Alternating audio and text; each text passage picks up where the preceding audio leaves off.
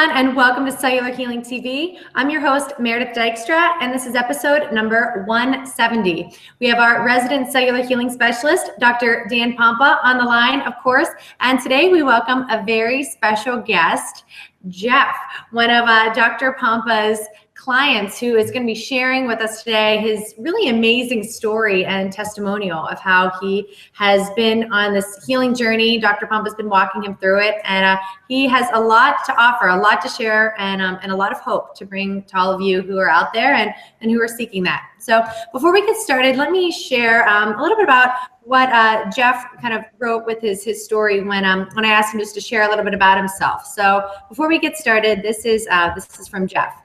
Jeff's story begins when he was 13 years old and already had a mouthful of amalgam fillings, whose heavy metal mercury toxicity caught up with him when he was 33 years old and in peak physical health. Jeff was very active and was following what he thought to be a healthy vegan diet in an attempt to correct digestive issues and an underlying feeling of unhealthiness. Instead, he developed a, quote, mysterious illness that included a strange long list of symptoms. Jeff felt extreme fatigue and muscular weakness, numbness in his arms and legs, ringing in his ears, sensitivity to chemicals, sound, light, and temperature, irritability, insomnia, intense anxiety and panic attacks, social phobia, and a buzzing on the left side of his head.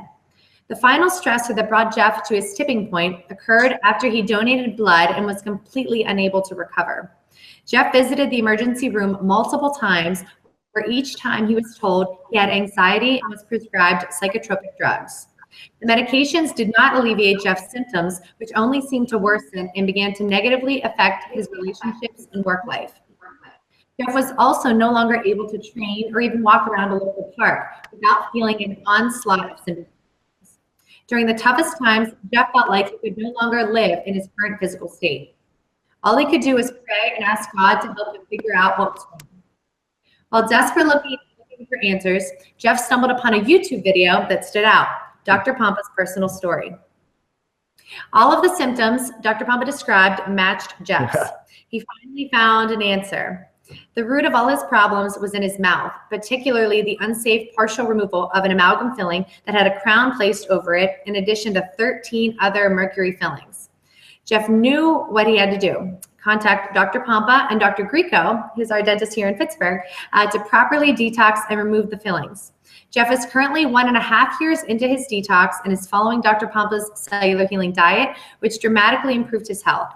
Jeff is a testimonial of how a proactive approach to health and wellness is necessary, since traditional methods don't address the real problem. Jeff hopes to spread information and educate others who can learn from his experience and start his own channel to reach more people. Welcome, Jeff, to Cellular Healing TV. Thank you so much. Yes, thank you for having me. I thank you guys, Dr. Pompa, all that you've done for me. I've been through some very tough times, and there was a moment there where I didn't have much, but I had a few things, and you were one of them. So I thank you. Yeah, I appreciate that. Before we were just reflecting, I remember talking to you in hospitals. Many hospital visits. But my gosh, just hearing your symptoms, I mean, that was exactly me. It was just remarkable, hearing that. It's hard for me to believe that where you were even just a year ago. Yep. And I have to say, I remember my own story. After a year, of doing brain phases, my life started coming back, right? As the mercury came out. It's like, but I did brain phases consistently for 2 years, and more inconsistent really for 4 years. Even to this day, I do brain phases, right? But it's like, so no doubt, I can't even believe. I think you made more progress your first year than I did. I'm going to be honest with you, because how severe you were. So I think we know more today. We have better methods, today. We didn't have cyto detox. We didn't have restore. I mean, I look back on the shelf there. There's a lot of things we didn't have, so I think the methods got better. But, one of the things that, I hope our viewers heard in your story is, the dental work, right? How that went in, bioaccumulated, obviously, in the brain over the years. And you had a crown over a filling. And I always say this, when that happens, it's called galvanism. You have two metals, and so many people have crowns out there. where they, are put over top of a filling and they don't know it. It happens all the time. And those people get very, very sick. So that's awesome. That was it, huh? That was the big crown. They let me keep it. And she said there was so much I could even melt it down and try and sound like that. Let me just keep it. Yeah. But yeah, that crown was a lot of opposing metals working with other things. When you went through the process, of course, we went through a prep phase. We prepared you to make sure it was done right? Because when it's done wrong, both of us got more sick. but when it's done right, both of us got, better, obviously as it comes out of our brain, we got better. But when you got that stuff out, kind of bring us back to that point. Like, did you feel any better? Was certain symptoms better, worse? I mean, how did you feel? Yeah. I feel like that process, that whole protocol that Dr. Grieco does, and it's so very, very important, to do these things correctly. And I had all the precautions taken. I had the rubber dams covering so I wasn't getting re-exposed. So the whole protocol was done correctly. But I would have to say that right after everything was done, like you said, one of the symptoms that I said that there was I would always say buzzing, or just, and he actually, before he went out to figure out which quadrant he was going to take out first, he actually checked the charges, and I was positive, way negative. So he started with the highest negative charge first, which was up here. And that getting that done, that seemed to be that left side of my face, but the ringing in the ears and the buzzing, that stuff, kind of that like just that some type of communication going on where I was just getting disrupted. I felt that almost. It's hard to describe, no one else probably can understand it, but someone who just was going through, which like so many things. But that immediately was gone. What's funny is I remember, and it's hard for me to remember exactly what happened, but as certain things came out, like he took gold out, which was causing galvanism. And for our new viewers, when you have two different metals, silver fillings, which contain 50% mercury, by the way, and I had gold in my case, it creates an electrical current. It's a battery effect. When that came out, a lot of my anxiety, I would say, went from here to here. I can't say it was all gone, but it was like something changed, like you said. And then when I had this root canal out, something changed. It was like there was a different, it's like as these things started coming out, things changed. It wasn't like I was better, because, it was just things got better. But it was as the mercury, we got through the brain phase and I started getting out of the brain, then things permanently changed. But like you, I had some breakthroughs. I knew I was on the right track, put it that way. That's right. Yeah. And I think even just for me, I remember asking you how long until I can get this done. You're like, you have to prep I just wanted to, I knew what was wrong with me. As soon as I heard your story, I wanted to get it started, and with our removing the source, get that done. But I think when it all came out, not for me psychologically, just that interference was gone, put me at ease a little bit. But yeah. Did you have any root canals, infection, cavitation? No. Well, yeah. Then so I was there for 4 days with him in one shot. We did all the fillings first. Second day, he worked on replacing the crown. Again, not only a holistic dentist, but biological dentist. So, I did the blood work to see what these things were going to work best with my body. Everybody's an individual. So Clifford's test is what it's called. Okay. Yeah. And he was putting in the right materials. So then the crown was the second day. The third day, yes, we did work on all four of my teeth pulled, my cavitation. So those where your wisdom teeth were pulled. Right. So he went in there and he made sure there was no cavitations. Did he find some cavitations? Yes, all four. Yeah. And so tell them what he did. So just cutting up and reopening and just doing a cleaning. As far as what his process is, I'm not even really sure. But I just you said it right. He goes in and opens it up and basically re-cleans out the infections. And by the way, many people, autoimmune people that just aren't getting well, they find those dang infections. I had them. Found one recently. Meredith had one. And I'm telling you, it keeps people, in a state of their immune system attacking itself and just hyperimmunity. And You know, you got the point I want to make to people listening, because, you know, you're giving people hope, and I want you to go back and revisit some of the symptoms you had here in a second. But you remove the key to us getting well was getting upstream, removing the course. You know, it wasn't, you'll never get well with the perfect diet. Although the perfect diet, we wouldn't have got well without the perfect diet, right? I mean, we have to control inflammation. We'll talk about that too. You know, but, you know, you have to remove the sources, you know, get the stuff out, then the body can do the healing. And that's why we got these infections out. That's why we got the fillings out. And then we go for it with the cellular detox, get to the brain phase. That stuff loads into the brain. And man, it's like, that's what drives your adrenals crazy. That's why we had, both of us, thyroid and adrenal issues, right? Anxiety, couldn't sleep. I mean, the whole thing, fatigue, no cellular energy. I mean, all of it, because our brain was being poisoned. Revisit for our viewers some of the symptoms that you went through, kind of where it started, when you knew something wasn't right, and how that affected your digestion, etc. Describe it.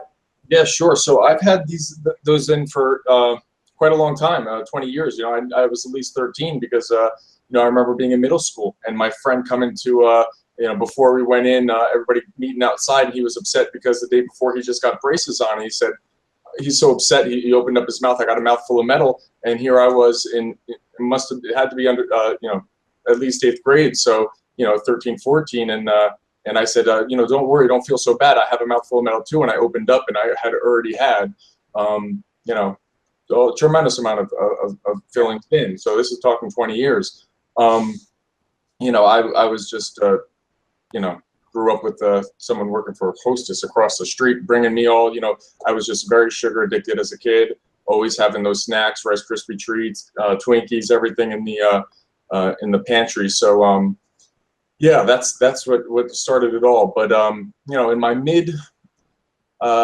I noticed things very early on in my life, 20s, in my early 20s. I was, you know, starting with, you know, what you talked about is just not being able to really, just feeling like you're just stepping away from everybody else, feeling like everybody is in on this inside joke and you don't know what's going on.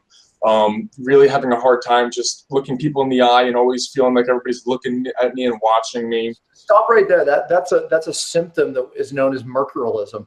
You know, your personality just kind of turns this way, and, you know, not being able to look people in the eye. The oddest thing, this odd shyness that wasn't me. Obviously, it wasn't you. We're both, you know, that's not who we are. That's called mercurialism. Anyway, go ahead from there. So, yeah, so I started becoming and noticing some weird things, and then also in my early 20s, I started having digestive issues. I could never really figure it out, get things right, but it just only just truly worsened. So I was trying to address things that I knew what was wrong with me, and I started to I just adopted this incredible healthy, which I thought was an incredible healthy lifestyle, right? My diet got, you know, you hear of gluten, so I got rid of gluten, yet I was still eating so much. Everything was still very carby, brown rice syrup, potato starch, tapioca. So yeah, I didn't have it right, but I was trying to address something. And I started working out heavily. I fell in love with boxing. My early, you know, 23, 24. I started training big time. I'm all of a sudden running marathons and half marathons and doing mud races. So, you know, everybody knew me in my mid-20s as being, you know, Mr. Organic and, you know, and trying to eat well.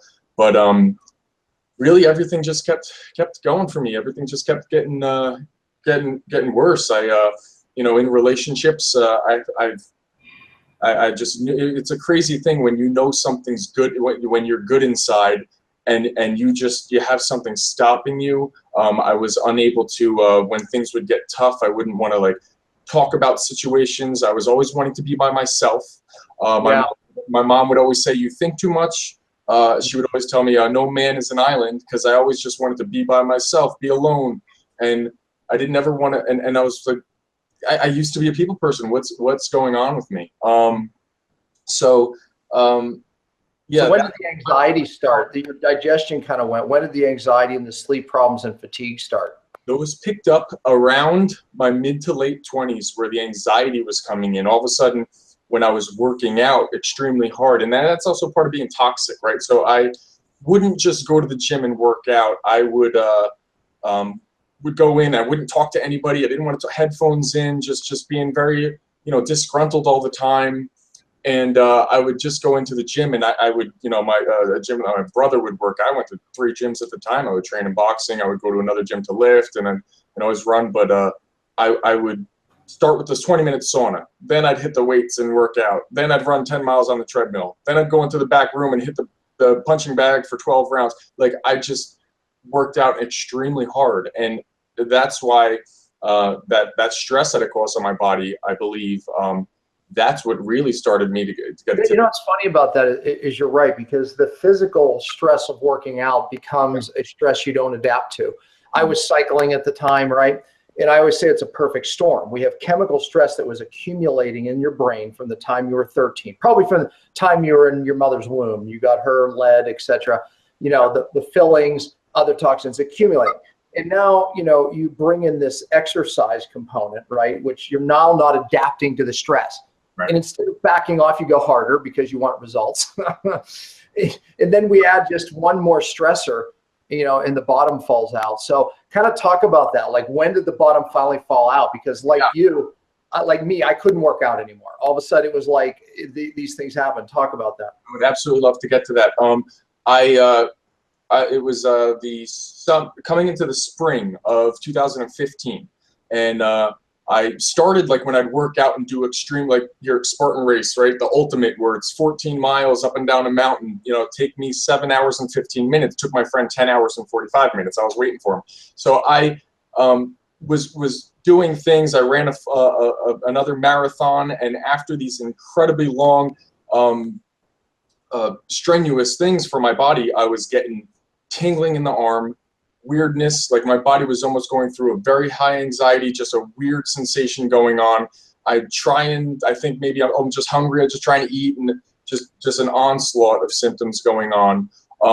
So April, I ran I had done one in the fall. I did another Spartan race, ran a half marathon. I started working out and ramping it up because it's getting nice out. I'm running outside, and all of a sudden I'd go down the shore and I'd run, and it was just hitting me after a couple miles. My body was wiped, and all of a sudden anxiety hit, and then I turned around and went back to the house, and okay, I'm overtraining, or my body's just not recovering enough. Give it a couple days. Okay, I go into the gym. Now I sit in the sauna room. I'm usually able to sit there in 20 minutes. Wait a minute, 3 minutes in, I got to get out. Things are just going on. My body's just kind of going haywire on me, right? Not adapting to any stress. Not even, like, I couldn't even adapt to sound at a certain point. That came later. That sure came later. Sound, temperature, and any type of exertion soon after. But yeah. So then I try again, jump on the treadmill. Getting very upsetting. I didn't know what was going on. Tried multiple times, went to a park, started running, shadow boxing, had to stop, jump in my car. Okay, what's going on? Something is tremendously going wrong. This was July. The last week of July, I had the day off, and I don't know what made me, but I went and called and figured out where one was. But I just feel like it was just just God telling me, just do this, and He wanted the bottom to fall out because it was coming, and it happened after I gave blood and donated blood. This wasn't the past July. This was the July before. Yep, 2015, and I gave blood last couple days in July, and within a couple minutes of that being taken from me, I just kind of like the same thing when I do an extraneous workout, right? It just like a block just hit me. Ramped up anxiety. By the way, I remember our conversation because you were like, well, what did this do to me? What did this do to me? And I was explaining, Jeff, it's just a stressor. You just didn't adapt to one more stressor. If it wasn't the blood, it would have been an emotional thing. It would have been, it could have been a girlfriend breaking up. It could have been the extra, thing you did physically. It doesn't matter. A stressor is a stressor. And you were waiting for the straw that broke the camel's back. That was it.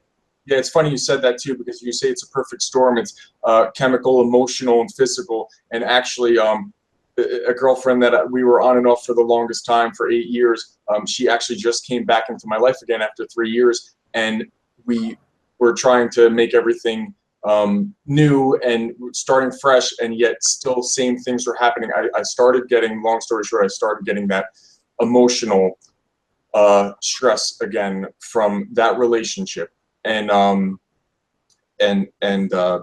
the fights happening again. So I was, you know, the going over her place fighting and then leaving was happening, and that was just adding to it as well. And by the way, it was like, you know, people, they don't understand what's going on. You don't understand what's going on. I became extremely irritable, moody. You know, I mean, life as I knew it, you know, came to a screeching halt. Now, something also happened to you and I that was parallel. I hid what was happening to me from my parents, my sisters, you know, those that were, you know, my wife, of course, I couldn't hide it from, you know what I'm saying? But I was trying to hide it from someone. Number one, I was embarrassed. Number two, I didn't want that one more stressor of them dealing with it. Finally, when I was forced to sit my parents down and tell them what happened, they didn't get it, right? I mean, it was like, it was kind of the thing that it did add in more stress. You know, it was like this horrible thing of like, they just didn't get it. You know, nobody got it. And that became, you know, even worse. You went through the same problem. Absolutely did. So after July going into August, yeah, I again, after that started happening, I mean, nothing was right. I was literally on the brink of losing my job. I couldn't even make it through work. I actually, you know, that's when the hospital visits, the next 2 months after July, where all I wanted to I have this actually this page open here when I started just figuring out what everything was and learning about you and realizing what I had to do and starting to do some research. I just randomly had written in the corner, no place safe, just want to sleep, almost can't handle driving or anything. God, please help me. So that was just randomly sitting there, but that I just went through some stuff and found. But yeah, I was just failing at everything. I couldn't barely just handle anything. That's when after the blood being taken from me, is when just driving around, sound, couldn't even listen to the radio in the car or any music in the car. Everything was too much. I couldn't handle if someone was excited about like talking to me, I couldn't process the information. I couldn't handle anything. So work became incredibly tough. Now, I had made those hospital visits a couple times, and each time told I had anxiety, and that, you know, I actually had some issues with some doctors where they were, you know, pushing those types of you know, psychotropic drugs on me, and almost with a smirk, like, you know, oh, all your tests are fine. You're just. I heard the same thing. Yeah. It's basically all in your head, man. And here's a drug. I heard the same thing. Yes, I was upset, but actually, it's truly Xanax that's the only thing that helped me through a day of work. I mean, I was taking, and then the next time I got the refill, I was upping this, but ultimately, I was like, where is this going? Where is this going? How are we fixing this? And I didn't know what was going on. I could just, you know, tell you countless stories of just trying to go to the park and just walking, you know, Verona Park here. I would just drive there by myself, and I would just try. There's a nice little organic cafe. Just eat something, or you know, positivity. Just have some organic food. Walk across the street. Go to Verona Park. Not a big lake, but I would just try and walk. I would get to the back of that lake, and I remember getting struck with panic. Which side is closer to run back? Am I closer this way? How do I get to my car fastest? Like, it was, wow, like mortified terror just hitting me, and my body, you can't even describe it. You can't even describe it. I was at the end of what I could handle. The nights were incredibly hard. I remember, you know, and I actually haven't really told anybody this, but I wanted this show to say something that when I was having those nights where I couldn't handle anything, and I was just, you know, holding on to the car keys, about to make another hospital trip, and not knowing what was going on, and having just so many symptoms, it wasn't even funny. I remember just you know, just wanting to just end it, and just praying to God. I would just say the same things over. I would say, God help me, I'm sorry, and thank you. Like I couldn't even get more out than that. And I think that's beautiful that I still say that to this day, because that's all you need. But I was just begging for something, begging for help. And there was some nights that were so hard, and everybody wonders why I love my nephew so much, and why, you know, he's got two other uncles that don't see him half as much as I do, and I'm there all the time, because my sister was due in November, and so at the time she was what, 9, 10 months. She was, you know, a couple months away from, or 1 or 2 months away from giving birth, and we are very close, me and my sister. And I could justify losing just about everybody. You know, it's like, okay, they'll be fine without me. I justified everybody, but I couldn't justify not meeting my sister's first child.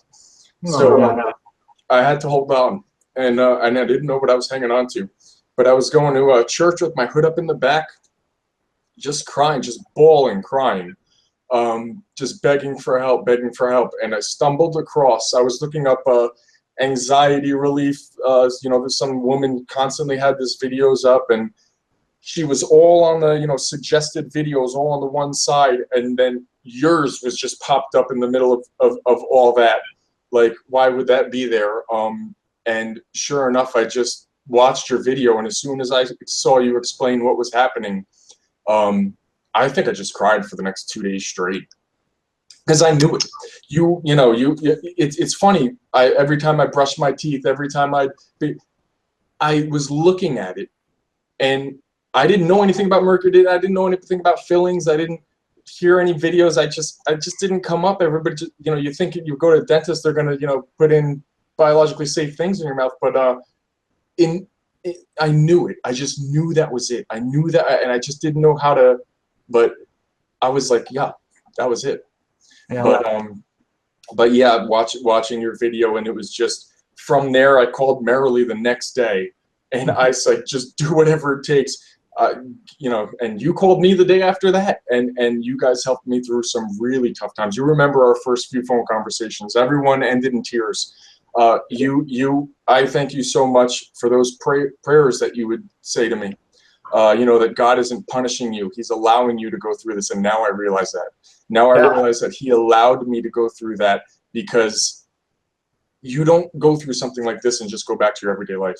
I'm going big. You know, I go into Cal Jam and just getting opened up, and there's people like me, there's people that understand it, people that get it, that there's weird stuff going on. Food industry, medical industry, weird stuff. And it's not right. People are getting sick, and there's obviously a problem, and I'm here to help. Yeah, just see, look what God did, right? It's like, I remember those early conversations and telling you, look, God has a purpose for you in this. This is God, you know, just like he did me. And, you know, it's like, and I know you don't hear it at the time. Now look at you, man. You know, it's like, you know, you're coming to my seminar next week, right? It's like, you know, God has such a clear purpose in this, dude, because you're so talented, you know, and I saw that from the day we met. But I remember those, you know, the tears and you crying. I remember just saying, let me pray for you. And, you know, and that's what we did, man. And it's like, I'm humble. I am, because I just think about going through, hearing you say this, it brought me, again, I started, you know, remembering nights that just popped into my mind, and days, right? It's like, and then hearing your journey, and tell, you know, for our viewers' sake, you know, just tell them where you are now, man, because it's like, you know, like me, I did brain phases, you know, for 4 years. I mean, it's like, I mean, you've done it for, you know, a year here, but it's like you're already transformed. I mean, I would argue that you still have ways to go. I think you would too, but tell them where you're at. I know I do have a little ways to go, but yeah, I mean, it's funny how you talk about, you know, the things where you couldn't look people in the eye and you felt like everybody was looking at you, and, you know, kind of amazing going through a detox here. And I'm actually seeing my personality come through. That's amazing, right? So I'll have conversations with people now, and I want to be there. I want to. I walk away from people now, and I started noticing that actually pretty early on when I was on cycle, and walk away from having a conversation with people and just genuinely laughing, and it's just like, wow, this is what it's supposed to be like that. Like, I knew that person was hiding underneath a lot of that. For me, the anxiety, just that has gone away, and I've addressed so many issues with my adrenals, and I mean, you know, look, I just did a 2,800 after going to Cal Jam, flying out with a buddy going to Cal Jam and getting that experience in and meeting you and how wonderful that was, you and your wife. You know, hitting the road and 12 days all over Arizona, New Mexico, Texas.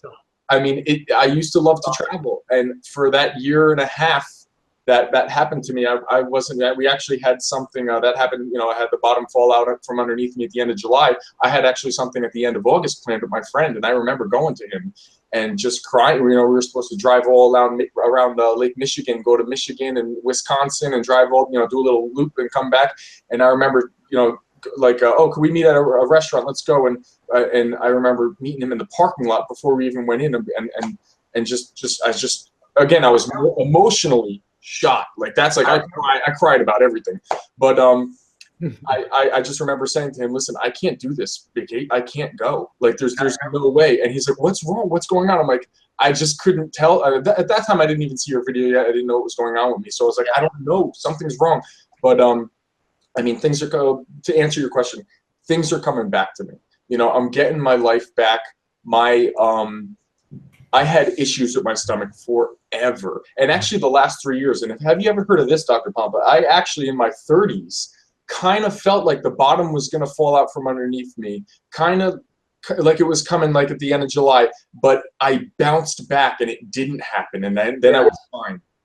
That almost happened to me when I was 30. Again, in the toxic relationship, again, not getting enough sleep and just working out really hard, and things were going on. That's the time of my life when I was 30. And I just remembered that a specific apartment that I was living in at that time, I just felt like something was going to happen to me. And then it just went away and got a little bit. I can look at those points in my life where the bottom almost fell, but it didn't. The body kind of recovered, and it's just an accident waiting to happen. You know, it's a mad, and so many people out there listening, you know, are like, they're right there. It's like, you know, bottom's kind of falling out, but they recover. It's like, man, don't wait. Yeah. You know, and just like you know, we kind of address things. We address our adrenals, this and that. Oh, that helped a little bit, but this is, no, man, look, you have to get upstream and find the stressors and remove them, you know. And if you have silver fillings in your mouth and these infections, it's going to happen. It's a matter of when it's going to happen. Just waiting for the next straw that breaks the camel's back, right? One more storm, boom. And then, you know, you'll end up where Jeff and I were. But so, yeah, I mean, like right now, dude, I mean, you are a different person. I mean, you have the energy to travel. You have, like, you know, the anxiety. You're sleeping through the nights. Your digestion is, you know, I mean, oh my gosh, you couldn't digest anything. Now it's like spot on. You fast. You do all the good stuff.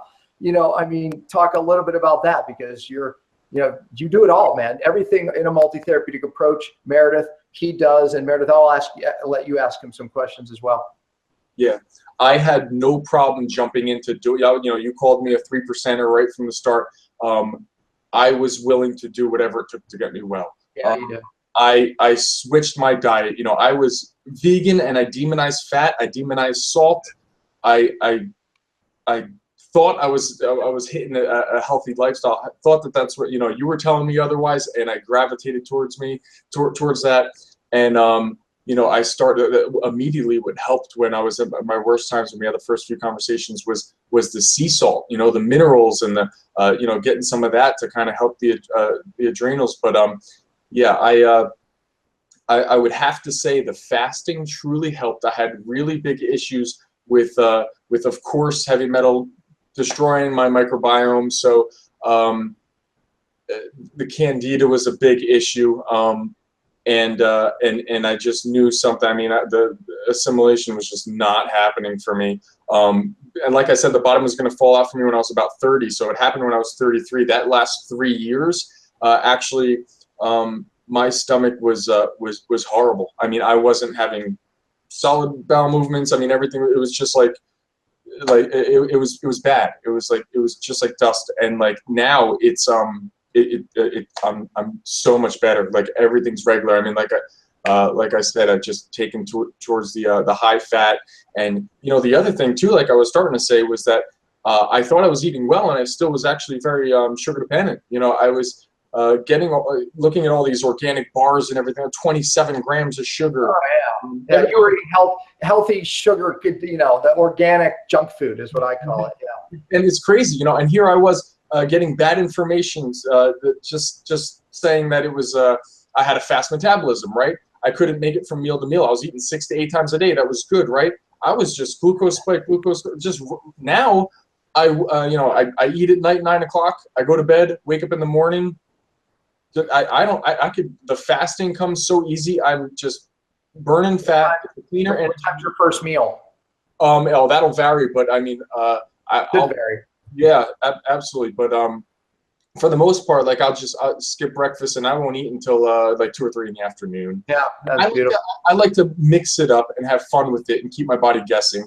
You know, I'll do vegan for a few days and then I'll I'll go back and introduce some other things. But awesome.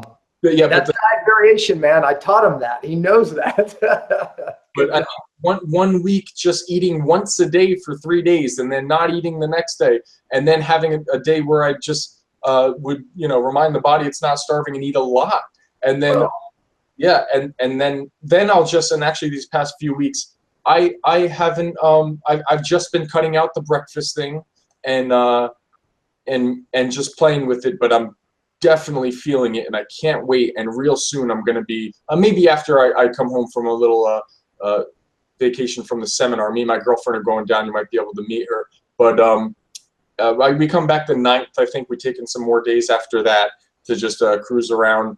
And I'm going to definitely be doing like a 5-day fast. And I just can't wait because I feel great. But after the seminar, you're going to be like driven and motivated. Meredith, I'm going to turn it over to you for the sake of time here. And Jeff, I just personally want to thank you so much for coming on, because I know it was a big deal for you, because you were like many people going, okay, I just don't want people to know my story yet, right? It's like, or for whatever reason, but you know what, man? I mean, you're going to give a lot of people a lot of hope, because you came from a severe, case of neurotoxic illness, and look at you now, man. So just so proud of you. And you were a 3%er. You're a 1%er, dude. That's why you got well, no doubt. Yeah, thank you so much. Yeah, 1%er for sure.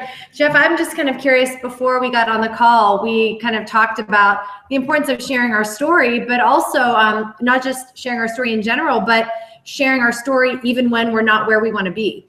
So I'm just wondering, like, why now? Why did you want to share now, especially although you're 1.5 years into it, that you're not fully where you want to be yet? Well, because I'm well enough, that I get it and that I can tell this part of my story. And then if, things do change for me later down the road, that could be an addition to it. But, this wasn't even really, like I said, my decision. Meeting Dr. Pompa at CalJam, he pushed me for this. So I probably would have went a little longer. I mean, I don't think I would have said I was ready yet, but he's right, just like he's always been. I haven't caught him being wrong about anything once. So I went with that, and I did contact you as soon as I got back. So that was all him. But he's right. I'm ready. Yeah. It's awesome. Wow. Well, thank you so much, Jeff, for sharing your story. I know you've inspired so many people with what you've shared, and I know so many are going to relate to this. So I know you've changed a lot of lives from everything you spoke today. So thank you so much. Perfect. Yeah, Jeff, thanks for being on. And Meredith, we'll stay on and just give a final few words. But Jeff, man, you're gonna make a difference. You're gonna change the world, dude. I'm telling you. You're coming to the seminar. God has purpose in this for you. And you have a lot of lives that are going to change because of you, man. Thanks for telling your story. I promise you we'll get emails of how your story changed lives already. And that I guarantee. Yeah, anybody's welcome to contact me. Absolutely. I look forward to just seeing what I can do, doing what I can, making video footage, the things that got me well. I would love for my loved ones, families, friends, anybody to just kind of adapt that. And if I'm that motivation for somebody, if I could just spark something in somebody, that's fantastic. It doesn't have to be someone does this because the bottom falls out from underneath them, or they hang on by 1 inch of their life. It doesn't have to be that. I mean, there's obviously, things that we've got to protect ourselves from, right? There's a lot that's interrupting the way we're supposed to be, our natural biological functions. So let's talk about it. Let's have a conversation always, and let's and let's do something about it. Yeah. Yeah. Thanks, Jeff. Appreciate you, man. So much. Have a good one. Absolutely. Thanks, guys. Well, Dr. Pompa, I do have to say, just kind of while listening to this whole interview, that what I keep anchoring back to too is the importance of story, because so many people contact us because they've heard your story and it personally has resonated with them and they've experienced what you've been through, and just the when we are able to share our story, I think there's a lot of healing in that too. So you just kind of speak on that and what it took for you to share your story. Yeah, there's something magical. We know just from a scientific standpoint, when we speak about our past hurts, it's healing, right? When we speak about our future, what we're going to do and what God has us do it, that's healing. So it literally is, telling our story is actually part of the healing. And, it's scientific. The subconscious hears our words. Our subconscious knows. It heals here as we even speak about things in the past. That's part of the healing. Emotional traumas, Meredith, which I've talked about, it's stored in the DNA. Really, the only way to uproot those is we have to reframe the way we think about it. You can see, Jeff, he has reframed how he's thought about those symptoms. Now he knows now that it's part of who he needed to be. God has a purpose for him. So telling the story like this, I'm telling you, it's part of the healing. So Meredith, the fact that you even picked up on that, that's huge, because I've always said that the moment I started telling my story, it took me to another level in my healing. So those out there struggling, start telling. You might say to yourself, like I'm sure all of us do, well, I'm not where I want to be yet. No, you tell your story about where you were. You give glory to the victory God gave you already. And that is going to be the thing that gets you to the next level. Give God the glory. The testimonies would change his lives. So that's it. Amen. Wow. Physical, chemical, and emotional detox, right? It takes all three. Yeah. It takes all three. When you see people get better, it is a perfect storm. And when we uproot those causes, those stressors, because when you hear the stories of how people got sick, it's always the same, right? You're looking at certain stressors. The key is removing them, whether it's physical, chemical, or emotional. My criticism of alternative medicine now is what we've criticized, Western medicine for many years, is that, hey, you're just throwing drugs at the symptoms. Well, I see that alternative medicine is really doing a lot of the same things. Jeff and I, we dressed our adrenals, we dressed our thyroids, we did a lot of things. But the key is getting upstream, removing the stressors. And so few practitioners are willing, to really do that today. That's one of my passions, obviously, training doctors, to get back to that. So that's the key. I have another call here that I have to get on, but that's the story. Awesome. R1. Well, thank you again, Jeff. Thank you, Dr. Pompa. Yep. The power of sharing your story for you listening. Yep. Don't be afraid to share it. You don't know whose life you can change. So thanks everybody for watching. Have an amazing weekend, and we'll see you next week. Bye-bye.